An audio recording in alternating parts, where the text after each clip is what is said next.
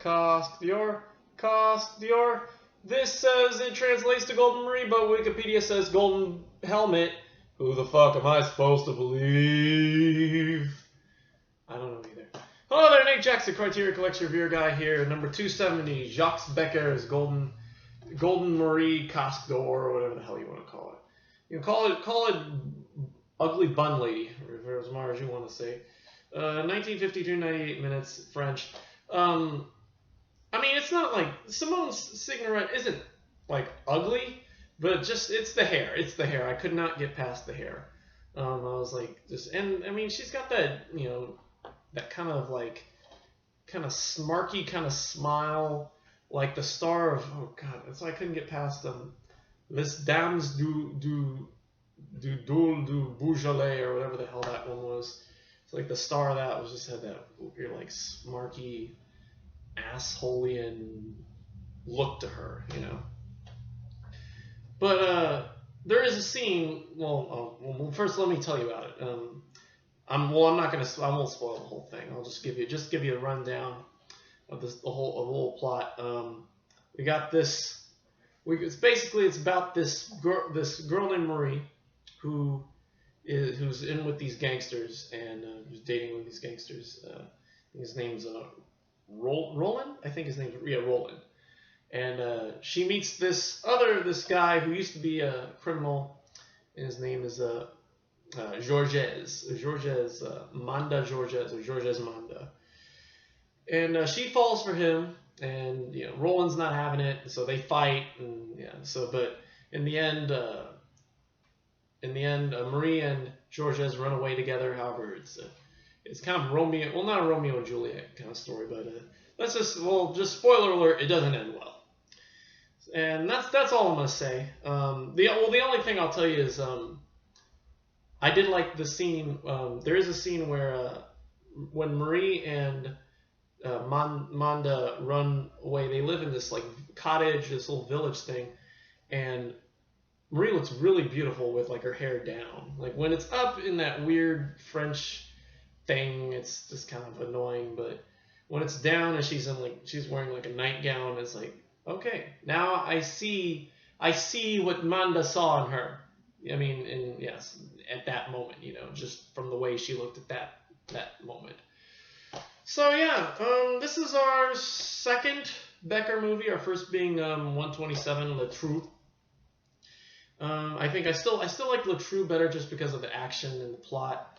Not to say that the plot to this one wasn't that bad, but it was a little harder to follow. Obviously, I knew that they were gonna fall for each other, but toward the end, it felt a little ambiguous as to, you know, who's gonna take up who, and of course the ending, well, which I'm not gonna spoil. I'm not gonna spoil it for you guys, but yeah, it just was a little ambiguous ending, just a smidgen, as to the fate of certain characters. Anyway, and yeah, I'll just leave it at that. We won't make this very long. I'll give it a. It's not my favorite. I mean, not the most interesting movie, but at the same time, not the worst. I'll give it a B. Yeah, I'll give it a B. Let's see what else we got. So, interviews with the stars.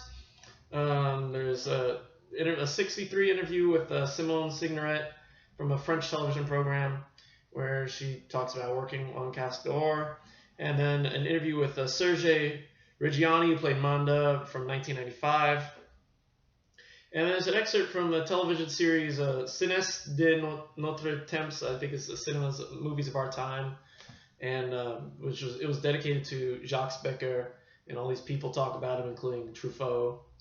And it's split up into two parts, and each part kind of focuses on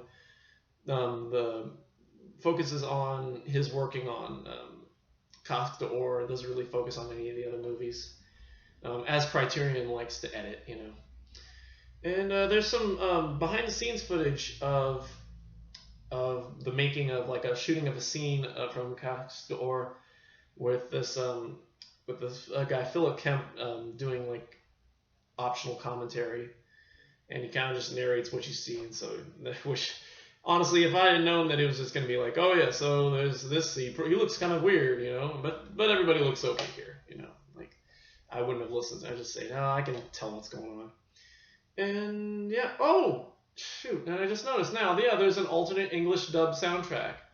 Shoot, I should have checked that out, because I like to hear what the English voices sound like.